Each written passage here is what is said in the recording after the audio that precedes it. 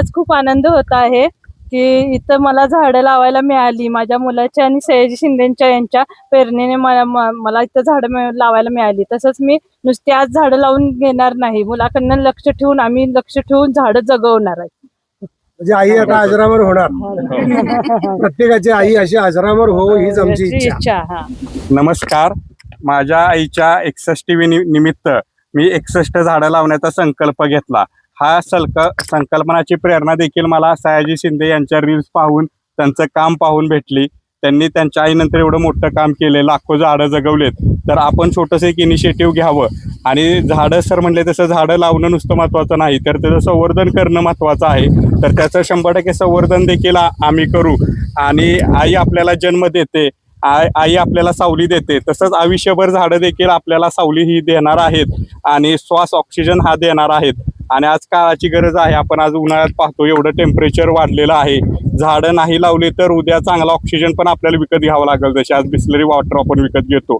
तर ही यायची नसेल तर आपल्या पुढच्या पिढीसाठी प्रत्येकाने किमान एक झाड तरी लावलं पाहिजे. आज माधुरी पाटील यांचा 61वा वाढदिवस आम्ही इथं साजरा केला. किरण पाटील हा त्यांचा मुलगा आहे. त्यांनी मला सांगितलं की आईच्या वाढदिवसानिमित्तानं 61 झाडं लावायची. तर त्यांनी 61 झाडं आणली, 61 झाडं प्रामाणिकपणे लावली आणि त्याची ते काळजी पण घेणार आहेत. तर महाराष्ट्राला माझं असं सांगणं आहे की ज्यांचं आईवर प्रेम आहे, आईवर सगळ्यांचंच प्रेम असतं, त्यांनी आपल्या आईचा वाढदिवस देशी झाडं, विविध झाडं लावून ती वाढवावीत.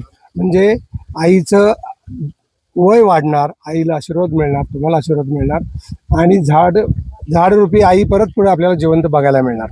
ही जी कन्सेप्ट आहे ती पुढे वाढत राहो आणि माधुरी पाटील यांच्या वाढदिवसानिमित्तानं आपण सगळ्यांनी त्यांना शुभेच्छा देऊया.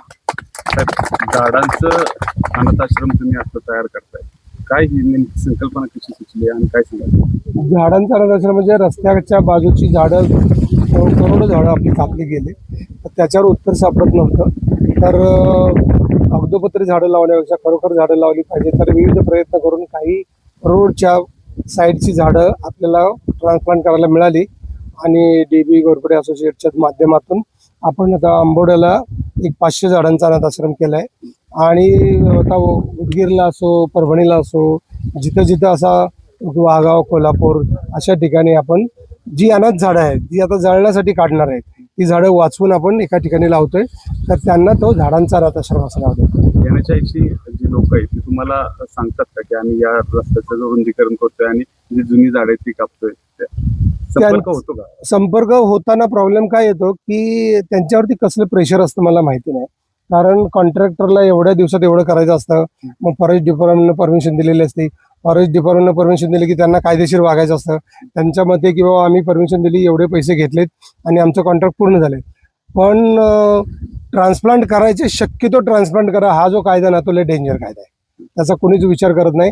आणि गेल्या 50 वर्षात 20 वर्षात जो काय फॉलोअप झाडाचा व्हायला पाहिजे तो कुठंच झाला नाही. एवढी झाडं लागलीत का? तर सद्बुद्धी सगळ्यांना येऊ आणि झाडाचे गुण गाऊ, झाडाचे गुण घेऊ. आपण कोणाला दोष देत पडण्यापेक्षा आपल्यापासून सुरुवात करून आपण जास्तीत जास्त चांगलं काम करावं. तर नवीन 5-6 देवऱ्या होत आहेत. जास्तीत जास्त फॉरेस्ट डिपार्टमेंटमध्ये पण खूप जास्तीत जास्त माणसं चांगली आहेत, ते चांगलं काम करू इच्छितात. पण प्रोटोकॉल आणि प्रेशर पण याच्यामुळं कधी कधी त्यांना काही गोष्टींची बाजू घ्यावी लागते. तर असे त्यांच्यावर दिवस येऊ नयेत आणि सगळ्यांनी मिळून आपण चांगलं काम करू.